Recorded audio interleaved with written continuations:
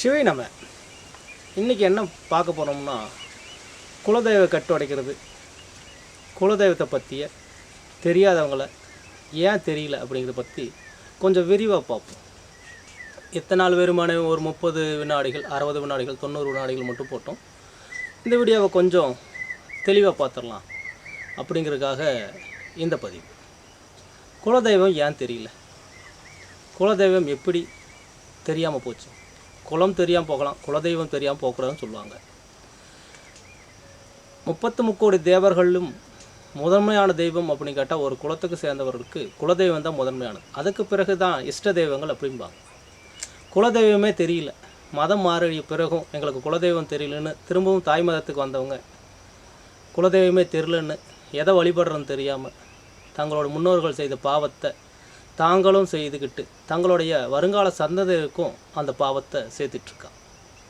குலதெய்வ கட்டுள்ளவர் தன்னுடைய கடமைகளை சரிவர செய்யாமல் பெற்றோர்களுக்கு சரியான அந்த கடமை உணர்வுகளோட பணியாற்றி தராமல், கூட பிறந்த தம்பி தங்கைகளுக்கு அக்காக்களுக்கு சரியான முறையை செய்யாமல் தவறியவர்களுக்கு இந்த குலதெய்வம் கட்டில் தானாக விடும். அதுபோக தீய பழக்க வழக்கங்களால் ஏற்பட்ட தப்பு தவறுகளால் நடந்த ஏவல், பில்லி, சூனியம் போன்றவற்றால் இந்த குலதெய்வத்தை கட்ட முடியும்.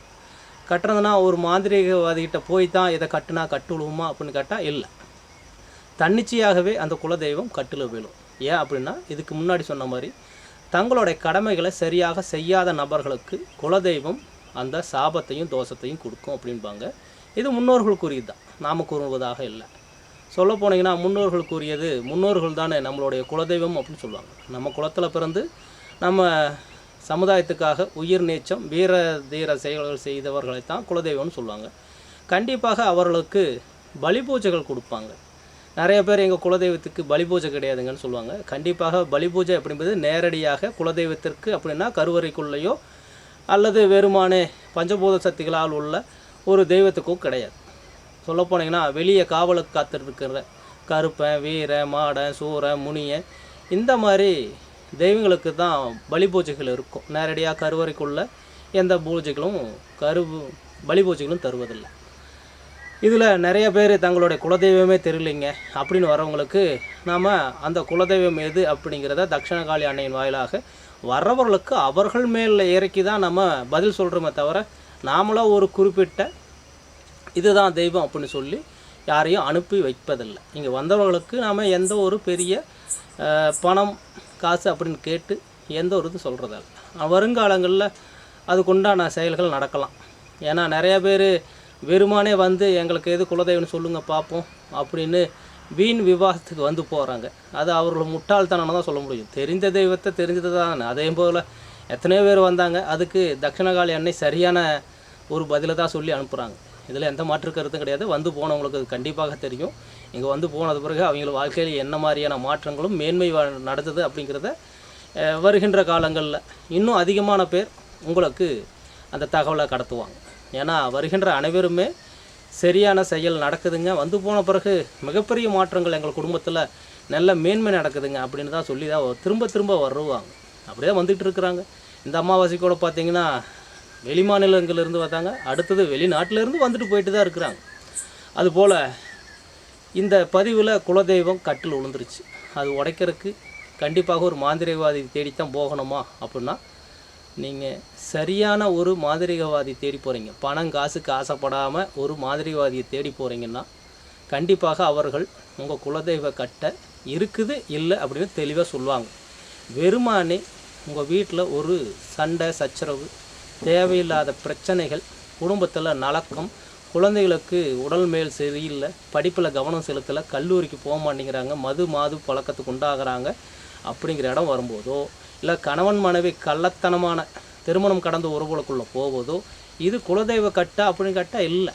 அது அவங்களுடைய பஞ்சபூத சக்தி கர்மவினைன்னு நினச்சிக்கலாம். ஆனால் எடுத்ததுக்கெல்லாம் யாரோ எனக்கு பில்லி சூனியத்தை வச்சுட்டாங்க, எனக்கு யாரோ ஏவல் படுத்திட்டாங்க, யாரோ மோகினியை விட்டாங்க. இந்த வலைதளங்களில் வருகின்ற இணையதளங்கள் வருகின்ற பதிவுகளை பார்த்து நீங்கள் முடிவெடுக்காதீங்க. கண்டிப்பாக பெரிதாக பணங்காசுக்கு எதிர்பார்க்காத அந்த மாதிரிவாதிகள்கிட்ட இல்லை இந்த மாதிரி ஆன்மீக நபர்கள்ட்டையும் நீங்கள் தேடி போய் பார்க்கலாம். கண்டிப்பாக பணத்துக்காக எந்த தெய்வம் உங்கள்கிட்ட பேசாது. நீங்கள் பணத்தை கொடுத்தா தான் ஒரு தெய்வம் பேசும்னா அது தெய்வமே இல்லை, ஒரு கட்சி தலைவர்னே நீங்கள் வச்சுக்கலாம். அப்படி கிடையாது. தெய்வங்கள் அப்படிங்கிறது மிகப்பெரிய ஒழுக்கத்தினால் ஆனவையே மட்டும் அப்படி தான் சொல்ல முடியும். ஏன்னா ஆன்மீகம் அப்படின்னாவே நம்ம முன்பதிவில் சொல்லியிருக்கோம், ஒழுக்கம் என்பது மிகப்பெரிய ஆன்மீகத்தில் மிகப்பெரிய தெய்வ நிலையில் உண்டானது ஒழுக்கம். அந்த ஒழுக்கம் இருக்குதுன்னா அந்த கடவுள் தன்னுடைய உடலில் இருக்குதுன்னு அர்த்தம். அதுபோக எல்லா பக்கமும் கோயில் இருக்குது அப்படின்னு சொன்னால் எல்லா பக்கமும் போகாதீங்க. சொல்லப்போனால் இப்போ பக்கமாக நம்ம மலேசியாவில் இருந்து வந்திருக்கின்ற ஒரு அன்னைக்கான தகவலும் கூட, உங்களுடைய கருமவனை தீரணும் அப்படின்னா நீங்கள் காசியோ ராமேஸ்வரமோ அல்லது முக்கூடல்களோ அல்லது நீங்கள் எங்கே வேணாலும் போயிட்டு வரலாம். ஆயிரக்கணக்கான கோயில்கள் போய் உங்களுடைய பாவத்தை போக்கலான்னு நினைக்கலாம். கண்டிப்பாக உங்களுடைய பாவம் தீராது. ஏன் தீராதுன்னா, கடவுளை தேடி ஓடுனா கடவுள் எங்கேயுமே இல்லை, உங்களுக்குள்ளே தான் இருக்கார் அப்படிங்கிறத நீங்கள் எப்போ புரிஞ்சுக்க போகிறீங்க? கண்டிப்பாக காசி ராமேஸ்வரம் போனால் ஒரு மோட்சம் கிடைக்கும் அப்படின்னு சொன்னால், அப்போ காசி ராமேஸ்வரத்தில் இருக்கின்ற தீய பழக்க வழக்கங்கள் செய்கிறவங்களுக்கு இறைவன் மோட்சம் கொடுத்துருக்கணும் இல்லையா? அங்கேயும் கையேந்தி உணவுக்காக, ஒருவேளை உணவுக்காக, தங்களுடைய வயிற்று பசிக்காக கையேந்தும் நபர்கள் இன்னும் இருந்துக்கிட்டு தான் இருக்காங்க. அப்போ இறை எங்கே இருக்குன்னா உங்களுக்குள்ளே தான் இருக்குது. அதை நீங்கள் புரிந்து கொள்வதற்குத்தான் ஆலயங்கள் அமைத்திருக்காங்களே தவிர, ஆலயங்களை பிரவேசிக்கிறது எதுக்காகனா உங்களுக்குள்ளே இருக்கின்ற இறையை உணர்வதற்காக மட்டுமே. அதை தவிர்த்துட்டு எல்லா ஆலயங்களும் சென்று வழிபாடு செய்த பிறகு உங்களுக்கு நிம்மதி கிடைத்திருச்சுன்னு கேட்டால் திரும்பவும் ஓடிட்டு தான் இருப்பீங்க. அதனால் நீங்கள் ஆலயம் செல்வது சாலவும் நன்றுன்னு சொல்லுவாங்க. ஆனால் அதுக்காக ஆலயத்தில் மட்டுமே இறைவன் இருக்கான்னு நம்பி போகிறது மிகப்பெரிய அறிவில்லாத நபர்கள் செய்யக்கூடியது. அடுத்ததாக இந்த குலதெய்வம் தான் எல்லாத்துக்கும் முதன்மையானதா, நான் வேற ஒரு தெய்வத்தை வழிபடுறேன் அப்படின்னு சொன்னால், எவ்வளோ பெரிய மாந்திரிகவாதியாக இருந்தாலும் சரி, அவங்க எவ்வளோ பெரிய நபர்களாக இருந்தாலும் சரி, சிவனடியார்னு சொல்லுவாங்க, முருகடியார்னு சொல்லுவாங்க, அவர்களோட குலதெய்வத்தை வழிபடாமல் அவங்க வெறுமானே ஏதாவது ஒரு மார்க்கத்துக்குள்ளே போகிறாங்க அப்படின்னா அவர்களுடைய வம்சம் குலநாசம் மட்டுமே. குலத்துக்கு உண்டானது குலதெய்வம். அதை தவிர்த்து வேறு எந்த தெய்வத்தையாவது வழிபட்டால் கண்டிப்பாக மோட்சம் கிடச்சிரும்னு யாராவது சொன்னால் நம்பிடாதீங்க. கண்டிப்பாக அப்படி நடக்கவே நடக்காது. குலதெய்வத்தை தாண்டி உங்களுக்கு இன்னொரு தெய்வம் உங்களை வாழ வைத்து விடும் அப்படின்னு நீங்கள் நினச்சால் கண்டிப்பாக அப்படின்றது இல்லை. அது பொய்யான கூறாகத்தான் இருக்குமே தவிர நீங்கள் அதை நம்பி பயணிக்க வேண்டாம். கண்டிப்பாக உங்கள் குலதெய்வம் தான் உங்களுக்கு முதன்மையானது. அதுக்கு அடுத்தது தான் இஷ்ட தெய்வங்கள் யாவுமே. படைக்கின்ற கடவுள்கள் யாவும் யாருக்கும் குலதெய்வம் இல்லை. அப்படி இருக்கும்போது படைக்கப்பட்ட கடவுள்கள் மட்டும்தான் இங்கே குலதெய்வம். அப்படி இருக்கும்போது உங்கள் குலதெய்வம் தான் உங்களுக்கு முதன்மையான தெய்வம். உங்களுக்கு ஒரு மரணம் நிகழது இல்லாட்டி ஒரு வாழ்க்கையில் அடுத்த கட்டத்துக்கு நோக்குது அப்படின்னா உங்கள் குலதெய்வம் மட்டும்தான் உங்களுக்கு அந்த வரத்தை தர முடியும். வேறு தெய்வங்கள் ஏதாவது உங்களுக்கு வரம் கொடுத்துருக்குமா அப்படின்னு கேட்டால் இஷ்ட தெய்வங்களால் வரத்தை தர முடியாது. ஏன்னா முதன்மையானவர் தாய் தந்தை அப்படிம்பாங்க இல்லைங்களா?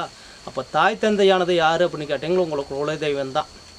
அந்த குலதெய்வம் தான் உங்களுக்கு அனைத்து விதமான வளத்தையும் நலத்தையும் செல்வத்தையும் கொடுக்க முடியும். மற்ற இணை தெய்வங்களும் துணை தெய்வங்களும் இஷ்ட தெய்வங்களும் குலதெய்வத்துக்கிட்ட கொடுத்து தான் உங்கள்கிட்ட கொடுக்கும். நீங்கள் எதையும் நேரடியாக தெய்வத்துக்கிட்ட உங்கள் இஷ்ட தெய்வத்துக்கிட்ட இருந்தோ இல்லை வேறு பிற தெய்வங்கிட்ட இருந்தோ வாங்கிட முடியாது. உங்கள் குலதெய்வத்தினுடைய அனுகிரகத்தால் மட்டும்தான், அந்த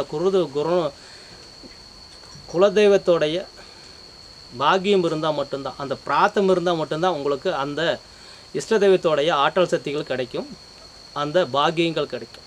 அதை தவிர்த்து நீங்கள் நேரடியாக அந்த தெய்வத்தை வணங்கினேன் இந்த தெய்வத்தை வணங்கினேன் எனக்கு சிறப்பாக இருக்குதுன்னு சொல்லி உங்களை நீங்கள் முட்டாளாக்கிக்கிறீங்க. உங்கள் குலதெய்வம் தான் அதுக்கு அனுகிரகம் கொடுத்துருக்கு. நான் குலதெய்வத்து கோயிலுக்கு போல் என்ன நல்லா வச்சுருக்கேன் அப்படின்னு நிறைய பேர் இதை கேட்டுட்டு வந்தாலும் 7 ஜென்மத்தில் செய்த உங்கள் குலதெய்வத்துக்கு நீங்கள் செய்த பலனும் அந்த நல்ல காரியங்கள் தான் உங்களை வாழ வச்சிட்ருக்கு. அதை தவிர்த்து நீங்கள் இதெல்லாம் இல்லை அப்படின்னு நீங்கள் மறுத்து பேசினாலும் கண்டிப்பாக உங்களை நீங்கள் தான் முட்டாளாக்கிறீங்க, என்ன முட்டாளாக்க முடியாது.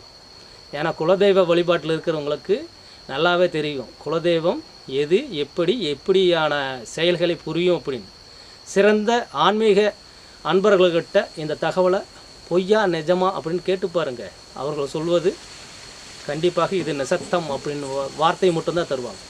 ஏன் என்றால் குலதெய்வமே முதன்மையான தெய்வம். தாய் தந்தை தான் முதன்மையானது அப்படின்னா ஆமாம், அதுதான் உண்மை. அதுபோல் தான் குலதெய்வம் தான் முதன்மையான, ஆமாம், அதுதான் உண்மை. அதிலிருந்து வேறு மாற்றுக்கிறது கிடையாது. சொல்ல போனீங்கன்னா இந்த அதை கற்றுத்தரேன் இதை கற்றுத்தரேன்னு சொல்லி பணம் சம்பாதிக்கிற நபர்கள் இப்பொழுது இணையத்தில் அதிகமாக உருவாக்கிட்டாங்க. இப்போ இந்த வீடியோ பார்த்திங்கன்னா இது வேறு யாராலையும் எடுக்கப்படலை. நம்ம ஒருவரால் மட்டும்தான் இதை எடுத்து வைத்து எல்லாத்தையும் சரி செய்து இப்போ இந்த காணொலியை உங்கள்கிட்ட நான் பேசிகிட்ருக்கேன். நிறைய பேர் பணத்தை கொடுத்து பெய்ட் ப்ரொமோஷன் அப்படின்னு சொல்லுவாங்க இல்லைங்களா, பணத்தை கொடுத்து எவரோ ஒருவர் தங்களுடைய இணைய பகுதியில் பதிவிடுவாங்க, விளம்பரங்கள் தருகிறாங்க. அப்படி தருவதெல்லாம் எதற்காக? பணம் சம்பாதிக்கிறதுக்காக மட்டும்தானே. கண்டிப்பாக அவங்க அதுக்கு ஒரு செலவு பண்ணியிருப்பாங்க. அந்த செலவு வர்றவங்ககிட்ட இருந்தானே வாங்க முடியும். நான் பணம் வாங்குறதில்ல அப்படிங்கிறத தெளிவாக அதை வாயின்னு சொல்லிக்கிறேன். வருங்காலங்களில் வாங்கலாம், அது முடிவு பண்ண முடியாது. ஏன்னா வருங்காலங்களில் நிதி நெருக்கடி ஏற்படலாம். ஏன்னா நம்ம அமாவாசை பௌர்ணமிக்கு வர்றவங்களுக்கும் அடுத்ததாக வெளியே இருக்கின்ற உணவுக்காக இயங்குகிற நண்பர்களுக்கு அன்னதானம் கொடுத்துட்ருக்கோம். அது நிறைய பேத்துக்கு தெரியும். நம்மளை சார்ந்து நம்ம தட்சிணகாளி வீடு வரவங்களுக்கு நம்ம மகாருத்ரநாத ஆன்மீக அறக்கட்டளைன்னு சொல்லி ஒரு அறக்கட்டளை ஆரம்பித்து அதன் வாயிலாகத்தான் இது அனைத்தையும் செஞ்சிட்ருக்கோம் அப்படிங்கிறது நிறைய பேத்துக்கு தெரியும். இருந்த போதிலும் நாம் இங்கே யாருக்கிட்டையும் காணிக்கைன்னு கூட கேட்டு வாங்குறதில்ல. வாக்கு சொல்வதற்கோ இல்லை குறி சொல்வதற்கோ ஒரு தெய்வத்தை அவங்க மேலே இறக்கி தர்றதுக்கு எந்த பணத்தையும் வாங்குவதில்லை. மறைமுகமாகவோ இல்லை நேரடியாகவோ நான் எந்த ஒரு நிதியும் கேட்பதில்லை. உங்கள் விருப்பம் என்னவோ அதை கொடுங்க அப்படின்னு கேட்டு தான் வாங்கிக்கிறேன். நிறைய பேர் தட்சணைன்னு கொடுப்பாங்க, நிறைய பேர் எதுவுமே சொல்லாமல் போயிடுவாங்க. நான் யாரையும் எந்த ஒரு காரணத்துக்காகவும் வையறதில்லை, தேவையில்லாமல் அவங்கள சாடுறதில்லை. ஏன் அப்படின்னா பணம் அப்படி கருமவினை, அந்த கருமவினையை உங்களோட வச்சுக்கோங்க அப்படிங்கிறதுக்காகத்தான். உங்களுக்கு குலதெய்வம் இருக்குன்னா நாம் கொடுக்குற முறை உங்கள் குலதெய்வம் உங்கள்கிட்ட வந்து நின்று பேசும். அது உங்கள் மேலே தான் பேச வைப்பேன். கண்டிப்பாக நான்